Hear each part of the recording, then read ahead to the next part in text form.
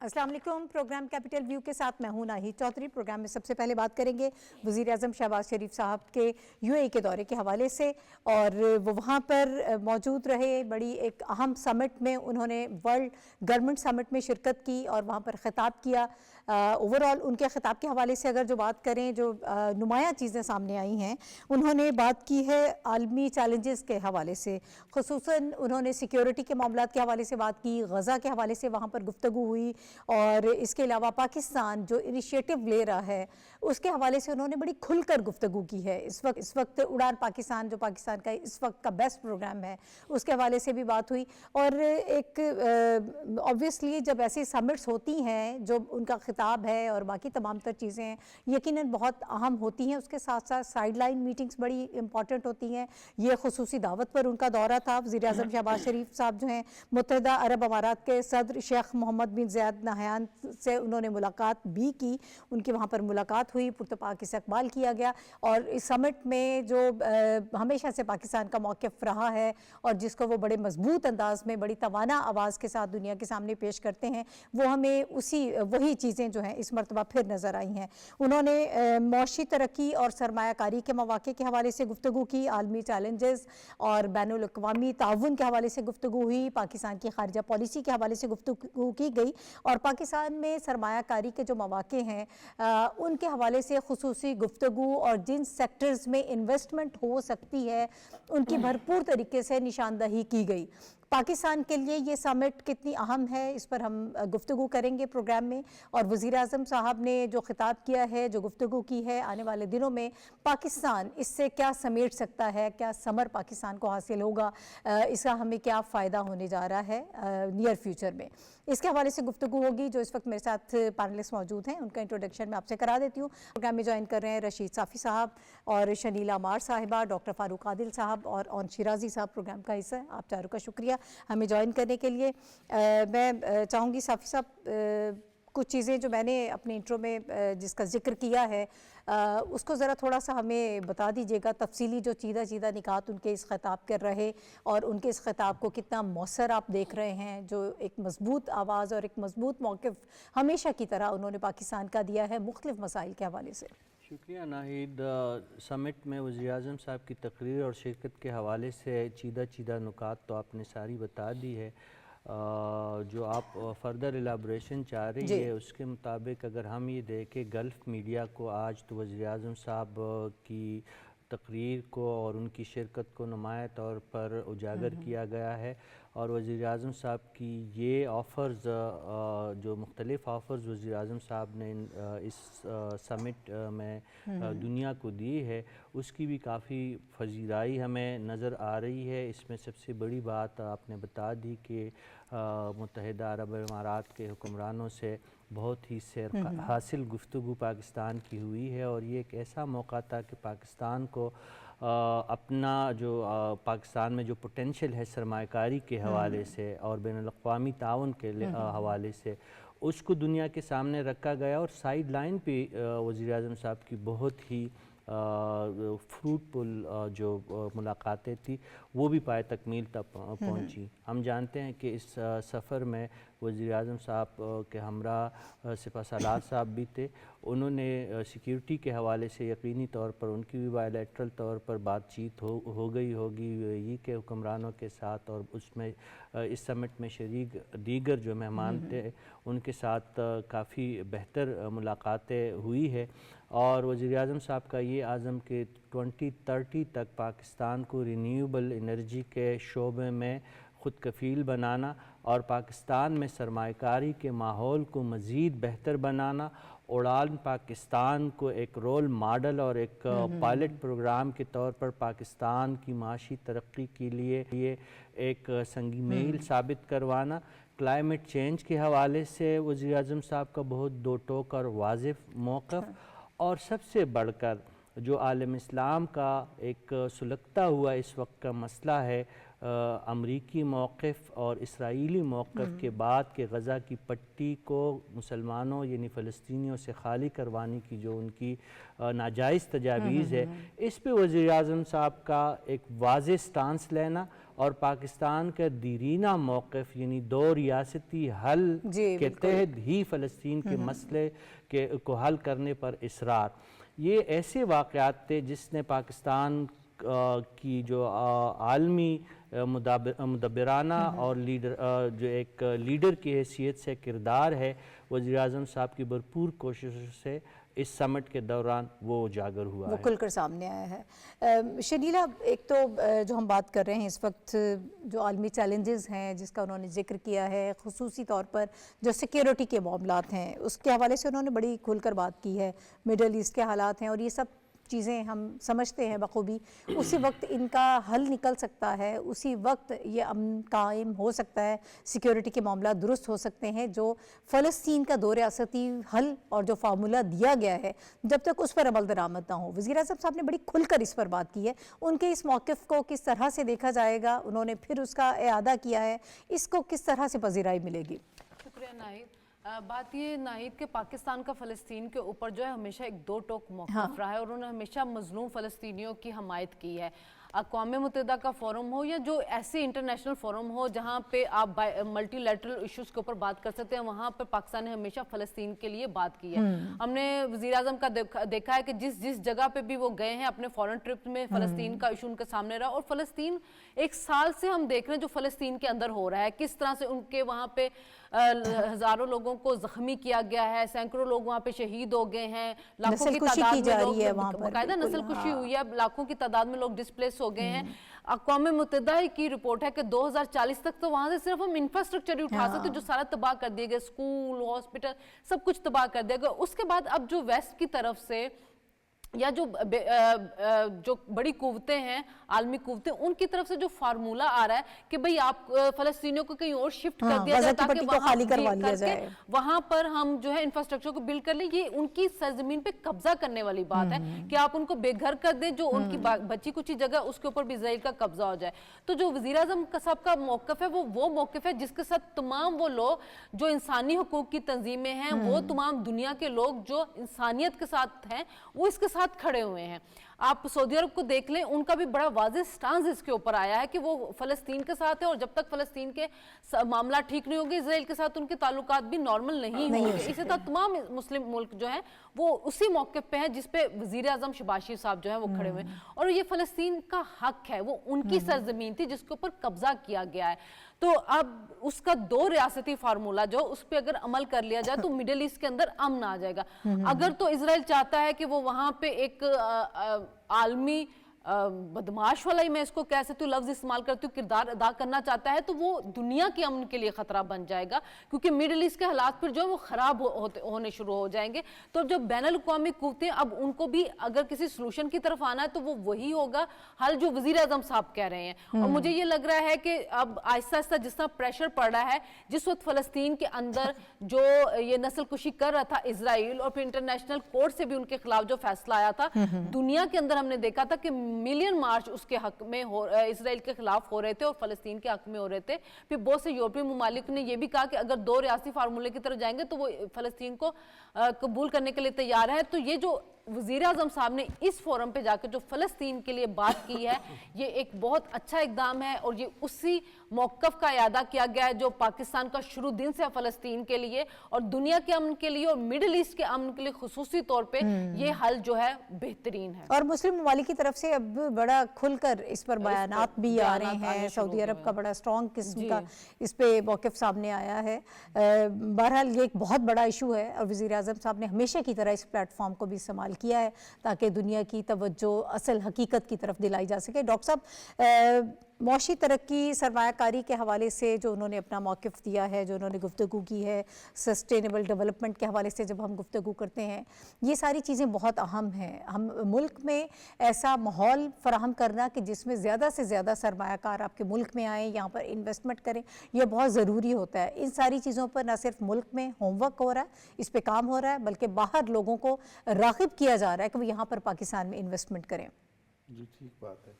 دیکھیں، اس وقت اگر وزیر اعظم ملک سے کوئی باہر جاتے ہیں، کسی کانفرنس میں شرکت کرتے ہیں، کچھ لوگوں سے ملاقات کرتے ہیں، تو اس کا مقصد کیا ہے؟ اور پاکستان کے اندر جو مختلف منصوبے لانچ کیے جا رہے ہیں ان کا مقصد کیا ہے. ابھی صافی صاحب نے اڑان پروگرام کا بڑی تفصیل کے ساتھ ذکر کیا کہ اس کے مفہوم کیا ہے. دیکھیں پاکستان، اس میں کوئی شبہ نہیں ہے کہ دنیا میں جو تبدیلیاں آئی ہیں، خاص طور پر جو آئی ٹی میں کے ذریعے تبدیلیاں آئی ہیں، پاکستان نے نہ صرف انہیں قبول کیا ہے بلکہ اس سے زندگی تبدیل ہو گئی ہے. لیکن اگر ہم یہ کہیں کہ کیا اس کے نتیجے میں وہ پلیٹ فارم تیار ہو گیا ہے جس کے ذریعے جدید کاروبار، جدید ٹیکنالوجی، جدید علاج کی سہولت، جدید ایجوکیشن اور جدید سیکیورٹی سسٹم، کیا وہ سارے کے سارا ہم نے سسٹم بنا لیا ہے، اس کو ایڈاپٹ کر لیا ہے، یا ہم نے ایسے حالات اور ماحول پیدا کر دیے ہیں جس کے نتیجے میں اگر کوئی انویسٹر یہاں آتا ہے تو وہ زیرو سے نہیں شروع کرے گا، وہ ایک خاص سچویشن سے شروع کرے گا، یعنی اس کو بہت زیادہ محنت نہیں کرنی پڑے گی. تو بدقسمتی سے ہمارے یہاں یہ نہیں ہو سکا. کیوں نہیں ہو سکا؟ اس کی وجوہات بہت واضح ہیں کہ ہمارے یہاں پاکستان کی خدمت کرنے کے بجائے، پاکستان کو یعنی مسائل کے گرداب سے نکال کر ترقی کی شاہراہ پر گامزن کرنے کے بجائے اس کو بحران پیدا کرنے پہ لگا دیا. اور اس کے بڑے واضح مقاصد تھے. اس سے آپ نے یعنی سی پیک کو نقصان پہنچایا، دوستوں کو دور کیا، معیشت کو تباہ کر دیا اور پاکستان کے ڈیفنس کو خطرے پہ ڈال دیا. تو اس کی یہ وجوہات تھی. لیکن بنیادی بات یہ ہے کہ آپ کے یہاں وہ پلیٹ فارم بن جانا چاہیے، اس کی تیاری ہو جانی چاہیے کہ یہ جو نئی دنیا ہے وہ پاکستان کے اندر فلورش کر سکے پاکستان کے مقاصد کے لیے. ٹھیک ہے سر، اگر اس کے ساتھ ساتھ آپ اس پہ بھی روشنی ڈال دیں، SIFC کا جو قیام ہوا ہے PDM کے دور حکومت سے جو ساری چیزیں چل رہی ہیں، اس وقت سے اب تک کتنی بہتری آپ کو نظر آ رہی ہے؟ خاص طور پر جب ہم باہر سے انویسٹمنٹ کی بات کر رہے ہیں، اعتماد بحال ہوا ہے، ون ونڈو ہمیں اس میں سارا وہ آپریشن بھی نظر آ رہا ہے، اس کو کیسے دیکھتے ہیں آپ؟ تو ناہید میں نے ذکر کیا نا کہ یہ وہی سچویشن تھی جس سے نکالنے کے لیے اس فکر کے ساتھ پاکستان کے اندر، میں نے کہا نا وزیر اعظم اگر ملک کے اندر کوئی پروگرام جاری کرتے ہیں تو اس کا کیا مقصد ہے، اور اگر وہ باہر جا کے کسی سے ملتے ہیں تو اس کا کیا مقصد ہے. تو اس سے یقیناً SIFC سے تو بالکل صورتحال بدل گئی. لیکن اب جو وہاں یعنی ابھی جو گئے ہیں سعودی اپنا دورے پر امارات کے، اس میں کیا ہوا ہے، اس میں ضرورت کس بات کی ہے؟ یہ کہ کامن انٹرسٹ رکھنے والے نئے دوست تلاش کیے جائیں، نئے ساتھی تلاش کیے جائیں، مختلف زندگی کے شعبوں میں کام کرنے والے اور مختلف کاروبار زندگی کے شعبوں میں کاروبار کرنے والے، جیسے کہ وزیر اعظم کی آج بے شمار اس طرح کی ملاقاتیں ہوئی ہیں. اور بالکل اسی طرح سے یہ جب ہم یہ کام کر رہے ہوں گے تو اس کے لیے آپ کو اپنے جو قابل اعتماد دوست ہیں، جیسے سعودی عرب ہے، جیسے امارات ہے، جیسے ترکی ہے، چین ہے، اس طرح کے ان دوستوں کو اعتماد میں لے کر ساتھ آگے بڑھنا ہے. اس میں چین بھی شامل ہے. ابھی ہمارے صدر صاحب چین گئے اور اب کل ہمارے یہاں رجب طیب ایردوان جو ترکیہ کے صدر ہیں وہ تشریف لا رہے ہیں. تو دراصل یہ وہ پروسیس ہو رہا ہے جس کا تعلق بزنس سے بھی ہے، اکانومی سے بھی ہے، ریجنل پولیٹکس سے بھی ہے اور سیکیورٹی سے بھی ہے. تو اس مقصد کے لیے وزیر اعظم صاحب ایک حکمت عملی کے تحت، جامع حکمت عملی کے تحت یہ کام کر رہے ہیں. یا بلکہ یوں کہنا چاہیے کہ وزیر اعظم شہباز شریف کی قیادت میں یہ حکومت اس جامع منصوبے کے تحت کام کر رہی ہے، جس میں آنے والے دور میں جو تبدیلیاں ہو رہی ہیں، جو چیلنجز ہیں، جو جن چیلنجز کو قبول کر کے ہم آگے بڑھ سکتے ہیں، اس کو ویلکم کرنے کے لیے کام. ٹھیک ہے. اچھا، ذرا وزیر اعظم صاحب جو ملکی سطح پر جو انہوں نے انیشیٹو لیے ہیں، انہوں نے بڑا کھل کر اس پر بات کی ہے. اوبویسلی جب آپ جو بات میں ڈاکٹر صاحب سے کری تھی کہ انویسٹمنٹ کے لیے لوگوں کو راغب کرتے ہیں، تو پھر آپ یہ بتاتے ہیں کہ ہمارے ہاں یہ ہو رہا ہے، ہم یہ کر رہے ہیں، آپ کا سرمایہ محفوظ ہے، ان سیکٹرز میں انویسٹمنٹ ہو سکتی ہے. انہوں نے ڈیجیٹل گورننس کے حوالے سے اور اس میں ریفارمز کے حوالے سے بات کی، پھر سولر انرجی کے حوالے سے بات کی. انہوں نے کہا ٹیکسز ہم کم کر رہے ہیں، رینیویبل انرجی کے حوالے سے بات کر رہے ہیں، ماحول بڑا سازگار ہے سرمایہ کاری کے لیے. پھر اڑان پاکستان پروگرام جو ہے یہ ایک بہت اچھا انیشیٹو ہے. اس کے حوالے سے بھی انہوں نے بڑے کھل کر اس پلیٹ فارم پر بات کی ہے. جو کام پاکستان میں ہو رہے ہیں بہتری کے لیے وہ بتائے ہیں سب کو. نہیں دیکھیں سرمایہ کار جو ہوتا ہے وہ اس پرندے کی طرح ہوتا ہے جسے اگر زمین پہ پانی اور دانہ نظر آئے تو وہ پھر وہاں پہ جاتا ہے، اور اگر اسے کوئی تھوڑا سا بھی یہ خطرہ ہو کہ خدشہ ہو کہ جناب یہاں پہ اس کی مطلوبہ چیزیں اسے نہیں ملیں گی تو وہ پرندہ وہاں پہ نہیں جاتا ہے۔ تو سرمایہ کار بھی بالکل اسی طرح ہوتا ہے، اور وزیر اعظم شہباز شریف جو مسلسل جب سے تقریباً 11 ماہ انہیں ہو گئے ہیں یہ کرسی سنبھالے، جب سے انہوں نے یہ کرسی بطور پریمیئر سنبھالی ہے، اس کے بعد ان کا ایک ہی جو آپ کے موٹو ہے کہ کسی طرح پاکستان میں انویسٹمنٹ لائی جائے، اور انہوں نے 12 کہا کہ ہمیں ایڈ نہیں ٹریڈ چاہیے۔ اب اس معاملے میں اگر ایک طرف تو یہ جو انہوں نے سپیچ کی بڑی امپورٹنٹ سپیچ تھی، اور اس پہ جو پینلسٹ ہیں وہ گفتگو کر چکے ہیں، میرے خیال میں جو ان کی ملاقاتیں ہوئی ہیں وہ بھی اتنی امپورٹنٹ ہے۔ ایک کویت کے وزیر اعظم سے ان کی ملاقات ہوئی جس میں کویت میں جو پاکستانی ہیں اور اس کے ساتھ ساتھ کویت کی جو پاکستان میں انویسٹمنٹ ہے اس کے حوالے سے بات ہوئی۔ پھر ہمارا ایک درینہ دوست ہے سری لنکا، ان کے صدر سے ان کی ملاقات ہوتی ہے، اور بڑے خوشگوار انداز میں 1996 کے ورلڈ کپ کی یادیں شیئر وہ کرتے ہیں وزیر اعظم شہباز شریف کے ساتھ۔ پھر اس کے بعد جو صدر ہیں یو اے ای کے ان سے ملاقات، اور پھر نائب صدر جو ہیں جو اس کے ساتھ ساتھ دبئی کے فرما روا ہیں ان سے جو ملاقات ہوئی ہے، اس میں بڑی امپورٹنٹ ایک چیز جو ہے اس کی جانب میں اس پہ بات کرنا چاہوں گا، وہ بات ہوئی ہے اے آئی پہ، آرٹیفیشل انٹیلیجنس کے حوالے سے بات ہوئی ہے، اور پاکستان اس حوالے سے اب آنے والے دنوں میں دنیا سے مزید کچھ نہ صرف سیکھنا چاہتا ہے بلکہ پاکستان میں اے آئی کے حوالے سے انویسٹمنٹ بھی چاہتا ہے۔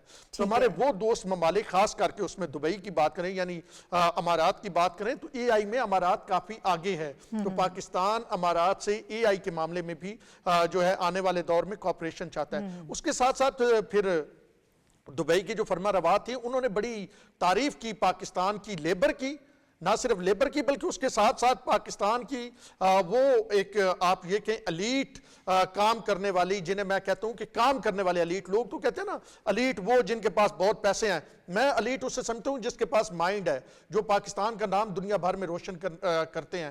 تو وہ جو لوگ وہاں پہ یو اے ای کی ترقی میں، دبئی کی ترقی میں اپنا کردار ادا کر رہے ہیں، وہ دبئی کے فرما روا نے ان کی تعریف کی۔ تو یہ وہ مجموعی چیزیں ہیں جو ایک وزٹ کے دوران ایک تو دنیا کے سامنے آپ نے اپنا پرسپیکٹیو رکھ دیا، پھر آپ نے اتنی ملاقاتیں کر لی، اور ان ملاقاتوں کے ذریعے یہی آپ کی کوشش ہے کہ ایس آئی ایف سی کے فلیگ شپ پروگرام کے نیچے آپ انویسٹمنٹ نیچے لے کے ملک میں لے کے آئیں اس فلیگ شپ پروگرام کے نیچے، اور پھر سپہ سالار جو وہاں پہ موجود ہیں تو سپہ سالار کی اس حوالے سے کوششیں جو ہے وہ بھی ہمیں نظر آ رہی ہیں کہ انہوں نے جو ان کے ایک پرسنل ریلیشن بھی ہوتا ہے، ایک پرسنل ریلیشن جو ہے اس کو استعمال کرتے ہوئے پاکستان میں آنے والے دنوں میں مزید انویسٹمنٹ۔ اچھا، اور آپ کو یاد ہوگا جو سیکٹرز اس میں اوپن کیے گئے تھے ایس آئی ایف سی کے تحت، اس میں مائننگ بھی بڑا امپورٹنٹ تھا، ہم ایگریکلچر اور دیگر ساری چیزوں پہ بات کر رہے تھے۔ جب انہوں نے گفتگو کی انہوں نے یہ بتایا ہے وزیر اعظم صاحب نے، پاکستان اپنے بے پناہ معدنی وسائل کو نکالنے کے لیے یو اے ای اور سعودی عرب کے ساتھ مل کر کام کر رہا ہے، اور یہ انویسٹرز کے لیے ایک کتنا اچھا میسج ہو سکتا ہے جو پاکستان میں انویسٹمنٹ کرنا چاہتے ہیں یا جن کی دلچسپی ہے ان کے لیے اس میں کیا ہے؟ نہیں دیکھیں، اگر مختلف ممالک کی بات کریں تو وہ پاکستان کی معدنیات میں انویسٹمنٹ کرنا چاہتے ہیں، اور انہیں معلوم ہے کہ پاکستان میں ایک بڑا ذخیرہ جو ہے وہ ان معدنیات کا موجود ہے، اور اس حوالے سے ہم نے بارہ طور پہ دیکھا سعودی عرب اور یو اے ای کی جانب سے بہت زیادہ انٹرسٹ کا مظاہرہ کیا گیا۔ ماضی میں ہم نے کچھ دیکھا کہ اس طرح کی پلاننگ اس وقت بھی کیونکہ وہ پاکستان کے دوست ہیں، پاکستان کی عوام کے دوست ہیں، ریاست پاکستان کے دوست ہیں، تو ماضی میں بھی انہوں نے کوشش کی، لیکن جب ہم سفارتی سطح پہ جاننے کی کوشش کرتے تھے تو ہمیں یہ بتایا جاتا تھا کہ 3.25 سال کوئی تیاری ہی نہیں تھی، ہمارے سامنے کوئی فائل جب آتی تھی تو وہ بغیر تیاری کی آتی تھی۔ تو اب وزیر اعظم شہباز شریف نے اس حوالے سے 12 طور پہ میٹنگز کی ہے، اور آنے والے دنوں میں یہ جو خاص کر کے انویسٹمنٹ ہونے جا رہی ہے زراعت اور اس کے ساتھ ساتھ معدنیات میں، یہ پاکستان کے لیے گیم چینجر ہوگی اور پاکستان کی قسمت بدلنے میں اس کا بنیادی ہاتھ ہوگا۔ ٹھیک ہے، اور اس کے حوالے سے وزیر اعظم صاحب نے وہاں پر گفتگو بھی کی ہے، یقیناً یہ بڑا ایک اہم وزٹ رہا وزیر اعظم شہباز شریف صاحب کا، اور اس پلیٹ فارم پر جس طرح سے انہوں نے کھل کر بات کی اور جن پوائنٹس کو ڈسکس کیا تاکہ بیرونی انویسٹرز کو پاکستان میں اٹریکٹ کیا جا سکے اور ان سیکٹرز کی نشاندہی کی، آنے والے دنوں میں یقیناً ہم اس کا جو ہے اس کے ثمرات دیکھیں گے۔ ابھی آگے بڑھتے ہیں، کچھ اور اہم موضوعات ہیں جس پر ہم گفتگو کرنا چاہتے ہیں۔ پاکستان جس طرح سے اپنے معاشی چیلنجز سے نمٹنے کے لیے دن رات کوشش کر رہا ہے، جو اسٹریٹجی بنائی جا رہی ہے، گورنمنٹ جتنی جتنی فوکسڈ ہے، جتنی سنجیدہ ہے، اس معاشی مسائل کے ساتھ ساتھ ایک بڑا اہم مسئلہ دہشت گردی کا بھی ہے، انتہا پسندی کا بھی ہے. جس طرح سے ہمارے ہمسایہ ملک افغانستان کی سرزمین بارہا پاکستان کے استعمال ہوتی رہی ہے. پچھلے 2 سال سے پاکستان اس مسئلے کو حل کرنے کی کوشش میں تھا. ہم نے ثبوت فراہم کیے، ہم بار بار افغانستان کو انگیج کرتے رہے کہ یہ سب کام ہو رہا ہے، لیکن افغانستان نے اس حوالے سے کچھ نہیں کیا. جو وہاں کی عبوری حکومت ہے انہوں نے اس حوالے سے اس پر کوئی بھی کام کرنے کی کوئی ایسی رضامندی ظاہر نہیں کی. حالانکہ جو یہاں سے ڈیڈ باڈیز آتی تھی وہ ان تک کو وصول کرتے رہے ہیں، جو ایک واضح ثبوت ہے کہ ان کی سرزمین پاکستان کے لیے استعمال ہوتی رہی ہے، لیکن کبھی اس پر کام نہیں ہوا. بالآخر پاکستان نے اپنا حق استعمال کیا اور اس مسئلے کو سلامتی کونسل میں اٹھا دیا ہے. پاکستان کے پاس آبویسلی جو آپشنز موجود ہیں ان آپشنز کو استعمال کیا جانا چاہیے بھی تھا، اور اسی آپشن کے تحت سلامتی کونسل میں اس مسئلے کو اٹھایا ہے. اب اس میں کہا یہ گیا ہے اقوام متحدہ میں کہ دنیا سے دہشت گرد تنظیموں کے خلاف کارروائی کا مطالبہ کیا جائے. یہ مطالبہ کیا گیا ہے دنیا سے کہ کارروائی کی جائے. جو دہشت گرد تنظیمیں ہیں یہ صرف پاکستان کے لیے نہیں، یہ باقی دنیا کے لیے بھی خطرہ ہے. اس خطرے سے نمٹنے کے لیے کوئی پراپر اسٹریٹجی جو ہے وہ بنائی جانی چاہیے. اور ملک میں داعش کی بھرتی کا جو الزام ہے اس کو بھی مسرت کیا گیا ہے. اس کی ڈیٹیلز کیا ہیں اور اس کا امپیکٹ کیا ہو سکتا ہے؟ کیا بیرونی دنیا اتنا دباؤ بڑھا سکتی ہے کہ افغانستان اس حوالے سے کچھ کرے، یا اس کا کس طرح سے کوئی حل ڈھونڈا جا سکتا ہے؟ اس پر ہم بات کریں گے. میں چاہوں گی صافی صاحب ذرا ہمیں تھوڑی سی ڈیٹیلز بتا دیجیے گا اور اس کا امپیکٹ کیا آپ کو نظر آ رہا ہے؟ ناہید، آپ نے پس منظر تو بتا دیا کہ پاکستان نے سلامتی کونسل سے کیوں رجوع کیا ہے. پاکستان کی مجبوری تھی. پاکستان کا افغانستان کے ساتھ بہت دیرینہ تعلق ہے. آپ بہت کچھ کر سکتے ہیں لیکن اپنے پڑوسیوں کو تبدیل نہیں کر سکتے، اور یہی وجہ ہے کہ پاکستان نے گزشتہ 2 سالوں سے مسلسل کوشش کی کہ افغان عبوری حکومت کو اس بات پہ قائل کیا جائے کہ ان کی سرزمین پاکستان کے خلاف استعمال نہ ہو، لیکن بدقسمتی سے شنوائی نہیں ہوئی. حالانکہ یہی اب افغان عبوری حکومت انہوں نے تحریری طور پر دوحہ معاہدے میں یہ کہا ہے کہ ان کی سرزمین پاکستان سمیت دنیا کے کسی ملک کے خلاف استعمال نہیں ہوگی، لیکن ہو رہی ہے. نہ صرف پاکستان کو شکایت ہے بلکہ ایران کو شکایت ہے، سنٹرل ایشیائی ممالک کو شکایت ہے. کچھ دن پہلے جو ہے ایک چینی باشندے کو مارا گیا ہے شمالی افغانستان میں. اور طالبان کی اندرونی طور پر گرفت بہت زیادہ کمزور ہے اداروں پہ. ہم جانتے ہیں کہ کئی گروپ بن چکے ہیں. قندھار گروپ اپنا راگ الاپ رہا ہے اور کابل میں بیٹھی ہوئی قیادت اپنے طور پر کام کر رہی ہے. اسی طرح حقانی گروپ کا اپنا ایک گروپ ہے، وہ اپنے انداز سے آگے بڑھنے کی کوشش کر رہے ہیں. لیکن ان لوگوں کے ناک کے نیچے جو خطرات پل بڑھ رہے ہیں، جس میں ٹی ٹی پی، داعش، ISKP، ETIM، القاعدہ، احرار، یہ تمام تنظیمیں ایسی ہے کہ جو نہ صرف افغانستان کی اپنے وجود کے لیے خطرناک ہے بلکہ پاکستان بلکہ پوری دنیا کے لیے ایک گلوبل خطرے کی شکل میں موجود ہے. پاکستان ہمیشہ سے دنیا کو یہ باور کروانے میں مگن رہا ہے کہ دیکھیں TTP، ISKP یا طالبان کا معاملہ جو ہے یا دہشت گردی کا معاملہ جو ہے وہ پاکستان کا نہ پیدا کردہ ہے، نہ اس سے صرف پاکستان افیکٹ ہوگا، بلکہ جتنی بھی یہ دہشت گرد تنظیمیں طاقتور ہوں گی تو عالمی امن کے لیے یہ لوگ مزید خطرات پیدا کریں گے. اور اسی نقطے پہ پاکستان اقوام متحدہ گیا ہے، سلامتی کونسل کو آگاہ کیا گیا ہے. اب ہمیں اس بات کی امید اور انتظار ہے کہ اقوام عالم میں جو امن پسند قومیں ہیں وہ پاکستان کے موقف کے ساتھ کھڑی ہو، وہ طالبان کی عبوری حکومت پہ دباؤ بڑھائے.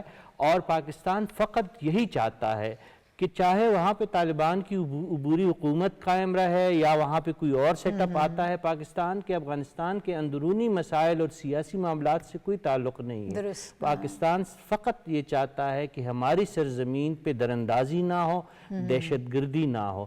تو امید ہے پاکستان سلامتی کونسل کا انتہائی اہم ملک ہے، پاکستان کے سلامتی کونسل میں بہت ہی قریبی دوست ممالک شامل ہے.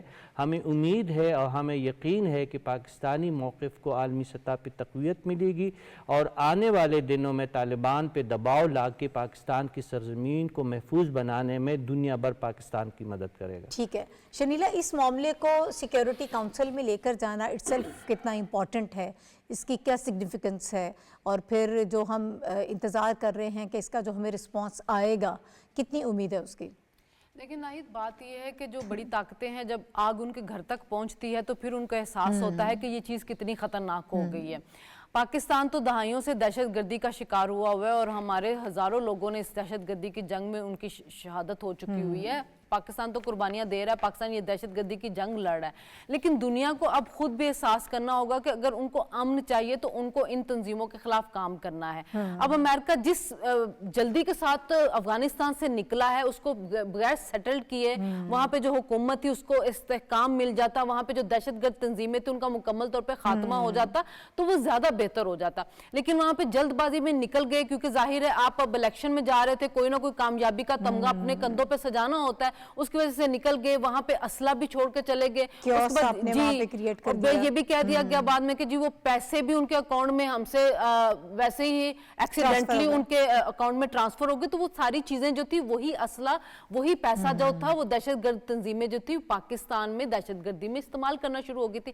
پھر اس وقت جو حکومت تھی انہوں نے بھی بغیر سوچے سمجھے وہاں سے دہشت گرد جو تھے یا پلاننگ کے تحت جو ان کا یہ تھا کہ جب الیکشن ہوں گے وہ دوسری سیاسی تنظیموں کے خلاف کام کریں گے تو وہاں سے لا کے لوگ یہاں پہ بسا دیے. وہ معاملہ بہت بڑا ہوتا جا رہا ہے. پاکستان تو دہشت گردی کی جنگ لڑ رہا ہے، ہمارے جو جوان ہیں وہ بارڈر پہ بیٹھے ہوئے اور اس ملک کا تحفظ کر رہے ہیں. جتنے آپریشنز ہم کر چکے ہیں، جتنا پیسہ ہم اس پہ خرچ کر چکے ہیں، دنیا میں معاشی طور پر جتنا نقصان اٹھایا ہے، دہشت گردی کے خلاف جنگ نہیں لڑی جو پاکستان نے لڑی ہے. اتنا نقصان دنیا میں کسی نے نہیں اٹھایا جو پاکستان نے اٹھایا ہے.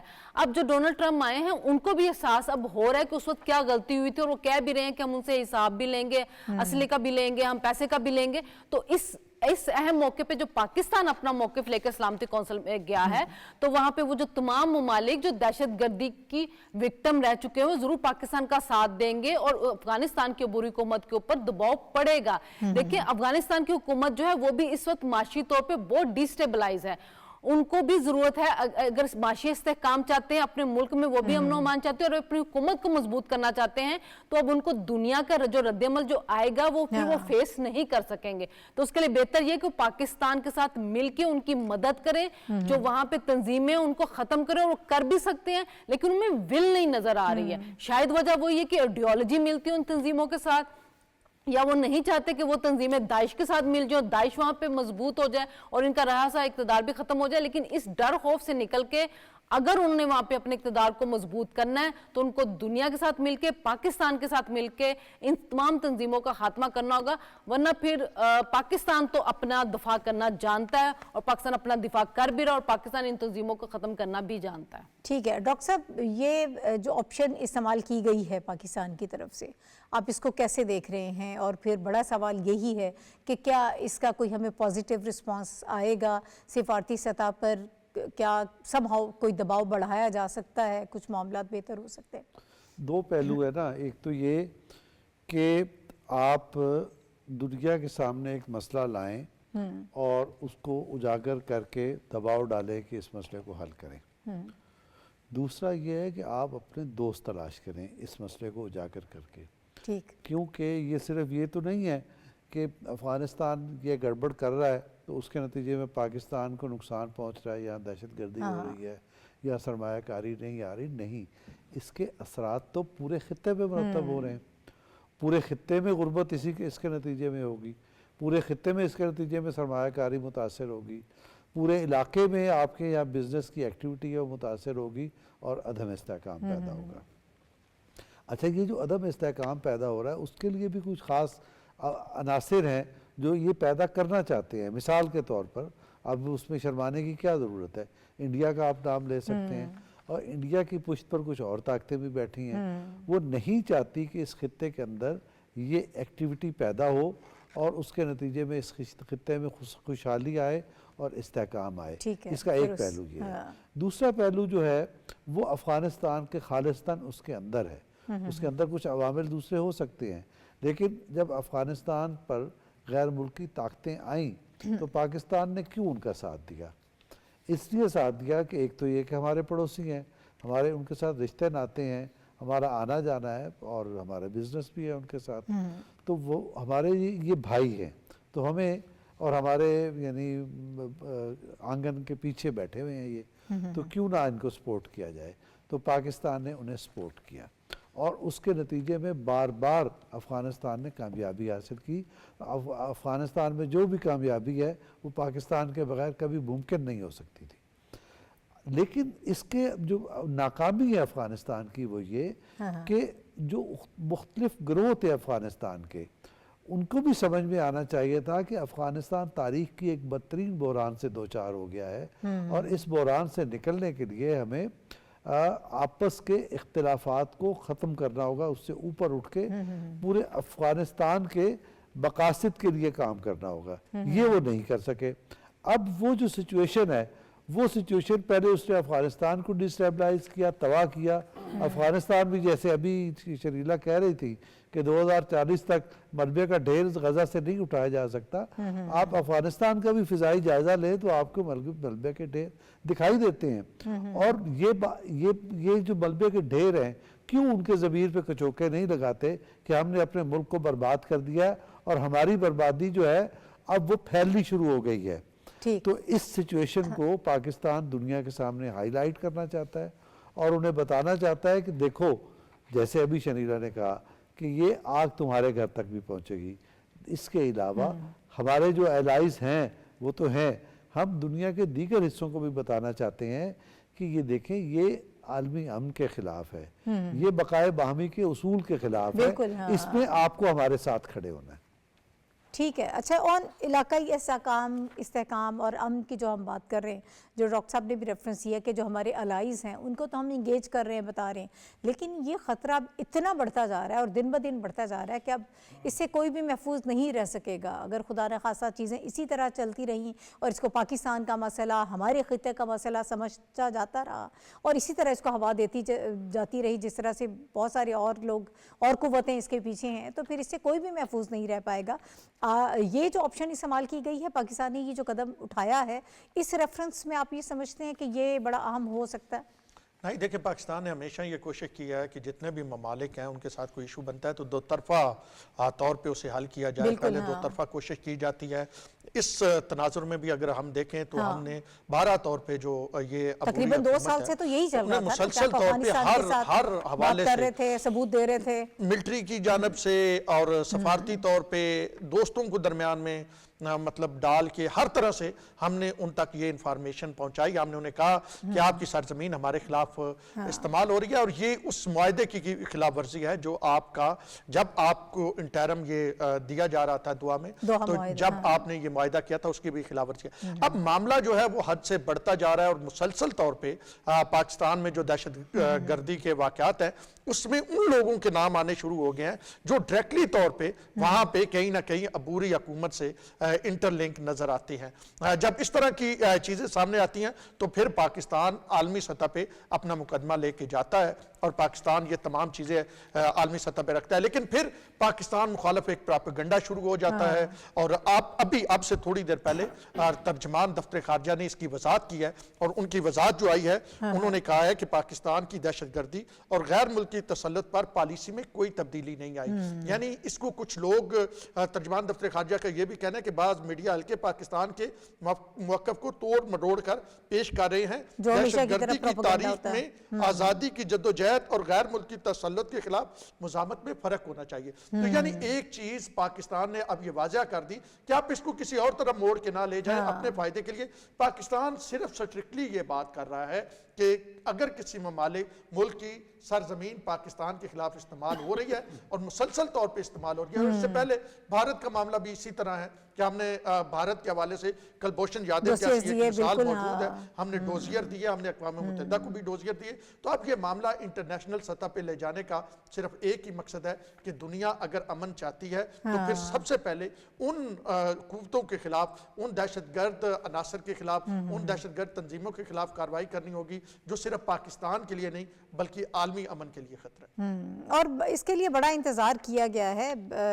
اب افغانستان دوست ملک، ہمارا برادر ملک، اسی کو سوچتے ہوئے بار بار بات بھی کی گئی، ثبوت بھی دیے گئے، لیکن جب دوسری طرف سے آپ کو بالکل کوئی جواب نہ آئے، ایک نیگیٹو ریسپروکیسی نظر آئے، تو پھر آبویسلی آپ مجبور ہو جاتے ہیں کہ اس طرح آپ جو بھی آپشن آپ کے پاس ہے وہ استعمال کرتے ہیں. اور یہ بہت بڑا قدم ہے جو پاکستان نے اٹھایا، بہت بڑی آپشن ہے، اپنا حق استعمال کیا ہے. یقیناً ہم دہشت گردی کو افورڈ نہیں کر سکتے ہیں اور اسے جان چھڑوانا چاہتے ہیں. کچھ ذرا سیاسی منظرنامے پر بھی تھوڑی سی بات کر لیتے ہیں، اس پر بھی نظر دوڑا لیتے ہیں. اور پاکستان تحریک انصاف نے ایک مرتبہ پھر انٹرا پارٹی جو الیکشنز ہیں ان کے معاملے میں الیکشن کمیشن کو ٹالنے کی کوشش کی ہے. اس سے پہلے بھی جو ہم نے دیکھا کہ جو سماعت ہوتی رہی اس کو ملتوی بھی کروانے کی کوشش کی جاتی رہی. ایک مرتبہ پھر وہ اس میں کامیاب ہو گئے ہیں. 4 مارچ کی اب جو ہے ان کو تاریخ دی گئی ہے. اور لیکن جب باہر صحافیوں سے گفتگو کی گئی تو بیرسٹر گوہر صاحب نے ایک جگہ تو یہ شکوہ کیا کہ ہم نے تو بالکل شفاف الیکشن کروائے تھے، سب سے زیادہ الیکشن شفاف ہم نے کروائے، لیکن اس کے باوجود اس کو وہ سرٹیفکیٹ نہیں دیا گیا، اس کو تسلیم نہیں کیا گیا. اس کے حوالے سے بھی ہم بات کریں گے. بار بار آپ اس کو ڈیلے کر رہے ہیں، لیکن اب آپ یہ بات کر رہے ہیں کہ ہمارے تو بالکل صاف شفاف الیکشن سے. اس کے علاوہ ایک اور اعتراض بھی انہوں نے اٹھا دیا ہے. انہوں نے کہا کہ چیف الیکشن کمشنر اور 2 جو ممبرز ہیں ان کی مدت پوری ہو گئی ہے. وزیر اعظم صاحب کو یہ چاہیے تھا کہ نئے ممبران کے نام آگے بھیجتے، لیکن ابھی تک ایسا نہیں کیا گیا ہے. اسی پر ہم بات کریں گے. صافی صاحب، ایک طرف تو آپ بار بار جو ہے اس معاملے کو لٹکانے کی کوشش کر رہے ہیں، آپ نئی تاریخ ہر مرتبہ ایک نئی تاریخ لے لیتے ہیں، اور دوسری طرف آپ یہ کہہ رہے ہیں کہ ہمارے تو بالکل صاف شفاف انتخابات تھے، اس کو سرٹیفکیٹ نہیں دیا گیا. پھر لگتا یہی ہے کہ ابھی بھی موڈ نہیں ہے، دوبارہ آپ الیکشن نہیں کروانا چاہتے ہیں. شاید آپ یہ کہتے ہیں کہ یہ بلا سر سے ٹل ہی جائے گی، ہمارا کام ایسے نکل جائے گا. دیکھیے ناہید، پی ٹی آئی کا یہی مشغلہ ہے، یہی وتیرہ ہے کہ یہ ایشوز پہ تو ان کی سیاست بیسڈ نہیں ہے. یہ صرف حالات کو پراگندہ کر کے اور قانونی اور آئینیہ پیچیدگیاں پیدا کر کے اپنے ناکام سیاست کو کامیاب دکھانے کی کوششوں میں مصروف رہنے والی جماعت بن گئی ہے. اب یہ دیکھیں بہت ہی آسان معاملہ ہے کہ الیکشن کمیشن نے آپ کو کہا ہے کہ آپ انٹرا پارٹی الیکشن اگر آپ نے کروایا ہے جو پشاور کے کسی نامعلوم مقام پہ منعقد ہوئے ہیں، اور 2024 اکتوبر غالباً اس سے یہ معاملہ لٹکا چلا آ رہا ہے، آپ ثبوت دے دیں. آپ وہ اپنے ممبرانز کا اور اپنے اراکین کا جو ذمہ داران ہے وہ ساری چیزیں آپ الیکشن کمیشن کے حوالے کر دیں. اگر الیکشن کمیشن پھر بھی مطمئن نہیں ہوتا تو مطمئن کرنا آپ کی ذمہ داری ہے، کیونکہ باقی تمام سیاسی جماعتوں نے اپنے انٹرا پارٹی الیکشن کے حوالے سے الیکشن کمیشن کو آگاہ بھی کیا ہے اور ان کو مطمئن بھی کیا ہے.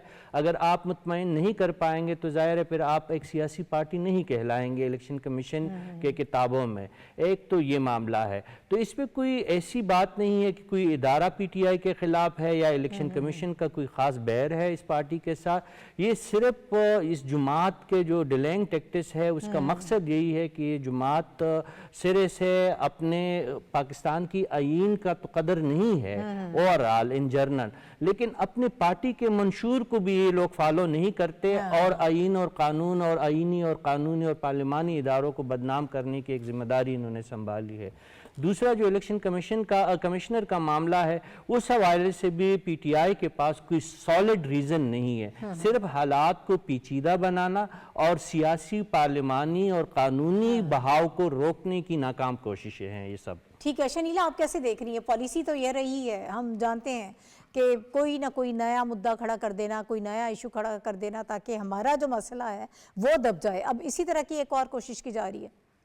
देखिए बात ये है नाहिद के जो चीफ इलेक्शन कमिश्नर है ना, उनके साथ इनका एक खास किस्म का तासुब बानी पीटीआई का तो हमें शुरू से नजर शुरू आ से रहा ही है, है, क्योंकि हाँ। जब फॉरेन फंडिंग केस चल रहा था तो ये वही चीफ इलेक्शन कमिश्नर जिनको इनकी पार्टी ने खुद लगाया था। और उस वक्त जो पीएम साहब थे बानी पीटीआई, उन्होंने उनको कहा था कि आप प्राइवेटली मुझे आके मिले, फॉरेन फंडिंग के ऊपर बात करनी थी। उन्होंने कहा जो बात भी होगी वो ओपनली होगी। वो उस वक्त से जो एक बर्खास्त चली आ रही थी वो अभी तक जारी है। उनके ऊपर इल्जामात लगाए गए, उनकी किरदार कुशी की गई, उनका अभी जो इलेक्शन हुए उसको लेके भी उनके खिलाफ तनाजा खड़ा किया गया। लेकिन बात यह है कि आप अपने खातों को क्लियर क्यों नहीं करते हैं? फॉरेन फंडिंग के अंदर भी आपसे सब कुछ मांगा गया, आपने क्यों नहीं अकाउंट दिए, आपने क्यों नहीं तफसील बताई? जब स्टेट बैंक के पास रिकॉर्ड गया तो बहुत से जो थे आपके अकाउंट्स निकल के आए, फिर पता भी चला कि आपको फॉरेन फंडिंग होती रही है, जो कि लीगली तौर पे मना है, कोई सियासी जमात नहीं ले सकती। जी, बिल्कुल, वो केस आप के अपने हाथ साफ नहीं थे। फिर जब पार्टी इलेक्शन की बात आ रही है तो देखिए सुप्रीम कोर्ट ने खुद इनसे पार्टी इलेक्शन वापस, जो निशान था वो वापस लिया था, क्योंकि सुप्रीम कोर्ट में साबित हुआ था कि इनके इलेक्शन इनके अपने ही आइन के मुताबिक बिल्कुल ठीक नहीं हुए। अभी तक भी आप इलेक्शन को बिल्कुल फेयर नहीं करवा रहे। ऐसा जो कागजात वो मांगते हैं या जो रिकॉर्ड भी इलेक्शन कमीशन मांग रहा है वो नहीं दे रहे। उसकी बजाय अब एक नया शोशा छेड़ दे के इलेक्शन कमिश्नर जो है वो उसकी मुद्दत खत्म हो चुकी है, आप उसको तब्दील क्यों नहीं कर रहे?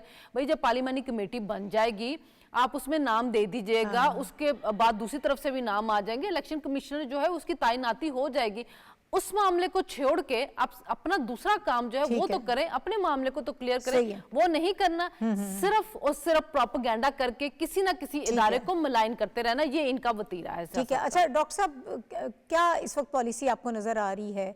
इलेक्शन करवाना नहीं चाहते हैं, इजी ले रहे हैं इसको, या फिर वो इंतजार जो बार बार वो दावे भी कर रहे हैं कि बानी पीटीआई कुछ अरसे में बाहर आ जाएंगे, तब तक का टाइम गेन कर रहे हैं, क्या कर रहे हैं? देखें, पानी पीटीआई के बाहर आने या ना आने का मामला नहीं है, क्योंकि ये जो मर्ज है ना, इसकी जड़ें तो उससे भी पीछे फैली हुई हैं, जिसकी तफसील अभी बताई शनीला ने आपको। किस्सा क्या है, ये बानी पीटीआई, मैं बानी पीटीआई की बात कर रहा हूँ जी जी, ये आइन और कानून पर यकीन नहीं रखते, कायदे कवानीन पर यकीन नहीं रखते, अपने बनाए हुए ज़ाब्ते भी उनके अपने लिए नहीं हैं, किसी दूसरे के लिए हैं। और वो किस नुक्ता नज़र से या किस मंसूबे के तहत इक़्तिदार में आए थे? वो इस मंसूबे के तहत इक़्तिदार में आए थे जैसे सद्दाम हुसैन था इराक़ में, जैसे कज़ाफ़ी था लिबिया में, या हाफिज़ुल असद और उसका बेटा था शाम में। वो एक ऐसी मोनार्की कायम करना चाहते थे, और मोनार्की कायम करके वो हमेशा के लिए उस पर मुसल्लत रहना चाहते थे मुल्क पर। एक पहलू उसका ये है। इस वक्त जो उनकी स्ट्रेटजी यही है कि अगर हमारी मकबूलियत की कोई लहर है तो ये आइनी और कानूनी मामलात को बहा कर ले जाए और उसके नतीजे में हमें एक मौका मिल जाए। सही है, वक्त कम है, 30 सेकंड्स हैं, और आपको क्या लगता है क्या है इसके पीछे? इस पे तो आपको मुझे ज़्यादा वक्त देना चाहिए था। बहरहाल शामियाने लगा के नाहिद एक इलेक्शन करवाया जाता है। जो लोग इलेक्शन में शिरकत करना चाहते हैं वो यहाँ G8 में जो मरकजी सेक्रेटेरिएट है पार्टी का, वहाँ पे डॉक्यूमेंट लेके फिर रहे होते हैं, लेकिन आखिरी रात तक किसी को पता नहीं होता कि सुबह इलेक्शन कहाँ पे होना है। उसके बाद अब ज़रा बैरिस्टर गोहर ये बता दें कि जनाब अली आपकी पार्टी का सेक्रेटरी जनरल कौन है? इस वक्त सेक्रेटरी जनरल जो है उमर अयूब जो उसके तहत थे, उन्होंने रिजाइन कर दिया। आपने बगैर किसी नोटिफिकेशन के एक शख्स को सेक्रेटरी जनरल कहा हुआ है, और उनके पास सलमान अकरम राजा के पास कोई लीगल बानी चेयरमैन का भी डॉक्यूमेंट नहीं है सेक्रेटरी जनरल का। जो फैसले ले रहे हैं वो जनाब अली वहां से कराची में बैठे हुए हैं, फिरदौस शमीम नकवी, उनके साइन होते हैं। तो अब आप ये बताएं कि जिस शख्स को आप पार्टी का सेक्रेटरी जनरल कहते हैं, उसका तो कोई कानूनी तौर पे एक आपकी पार्टी का बानी चेयरमैन का डॉक्यूमेंट नहीं है। जब आपके पास ये चीजें नहीं होगी, जब कानूनी तौर पे आप कमजोर होंगे, तो फिर आप इसी तरह का सहारा लेंगे और चीजों को फिर ऐसे ही होगा, इसी किस्म की चीजें सामने आएंगी। प्रोग्राम का वक्त खत्म हो गया। मेरे चारों पैनलिस्ट जो मेरे साथ मौजूद थे, आपका शुक्रिया। नाज़रीन, प्रोग्राम से इजाजत दीजिए, इंशाल्लाह कल आपसे दोबारा मुलाकात होगी।